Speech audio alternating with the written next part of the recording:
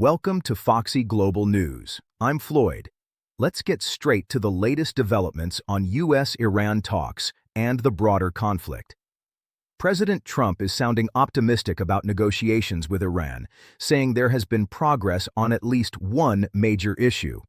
According to Trump, the top priority remains unchanged. Iran cannot be allowed to have a nuclear weapon. He indicated that this point is central to the talks and suggested that progress has already been made on that front. That could mark a major step toward ending the operation aimed at preventing Iran from becoming a nuclear power. At the same time, officials are reportedly discussing a broader peace framework designed to bring the war to an end. President Trump also pointed to what he described as a significant gesture connected to oil and gas, saying it showed him that the U.S. may be dealing with the right people. But the picture remains complicated. A spokesperson linked to Iran's Revolutionary Guard pushed back strongly against the idea of real negotiations, saying their position has not changed from day one and making it clear that they do not see common ground with the United States. Even so, President Trump suggested that the old leadership structure in Iran has been heavily disrupted. He said multiple leaders had been eliminated and replaced, and argued that the current group now in place is very different from the one that originally created these problems.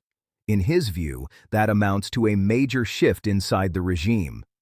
Trump also expressed frustration over the limited support from some NATO allies, although he said Gulf allies have been much more helpful during this conflict. Now, let's look at where negotiations may actually stand. The reported U.S. demands are broad and significant. They include zero nuclear enrichment, limits on missile capabilities, safe passage through the Strait of Hormuz, and an end to Iran's support for proxy groups in the region. Iran, meanwhile, is reportedly seeking compensation for the war and a new payment system tied to the Strait of Hormuz.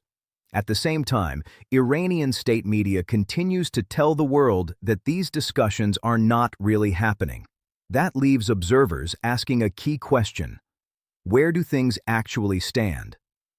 One former U.S. official described this as a fascinating moment, arguing that President Trump appears to have Iran in a position where many American presidents wanted it to be, under pressure and looking for a deal.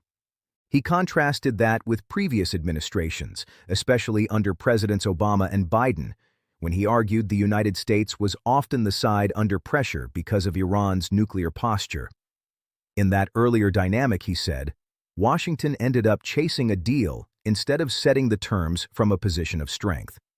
Now, according to that view, the Iranian regime appears to be feeling real pressure and may be searching for some kind of off-ramp.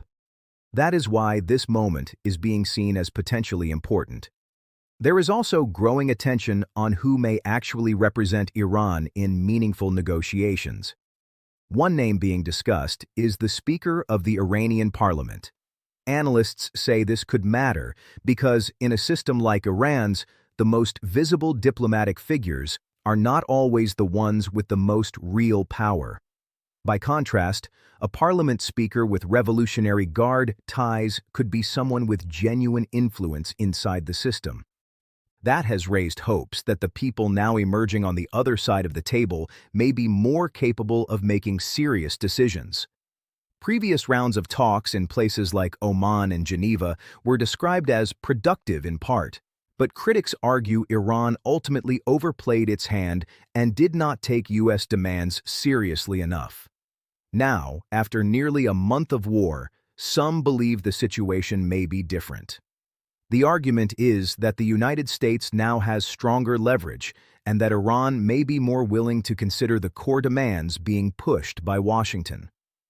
Those demands remain focused on three major areas: nuclear weapons, missile programs, and support for proxy forces.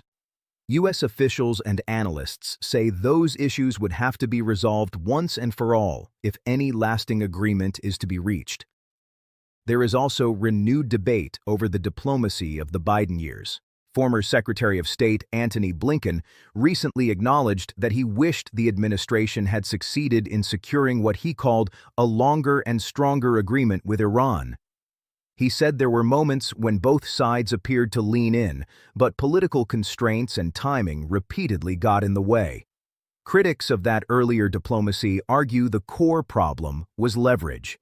In their view, Iran did not fear the Biden administration enough to make major concessions, and U.S. negotiators were operating without the kind of pressure needed to change Tehran's calculations. That, they say, is what makes this moment different. Supporters of the current approach argue that Trump's negotiators now have real leverage and that the balance at the table has shifted in favor of the United States. Instead of chasing Iran for a deal, they believe Washington is now in a stronger position to demand one. So where does this leave the broader picture? Right now, the conflict remains dangerous, the diplomacy remains fragile, and the outcome is still uncertain. But if there is real progress on the nuclear issue, that could become the foundation for a much larger agreement, one that addresses missiles, proxy warfare, and security in the Strait of Hormuz. For now, all eyes remain on whether these talks can turn pressure into a deal, or whether the conflict will continue to escalate. Stay with Foxy Global News for the latest updates. I'm Floyd. Thanks for watching.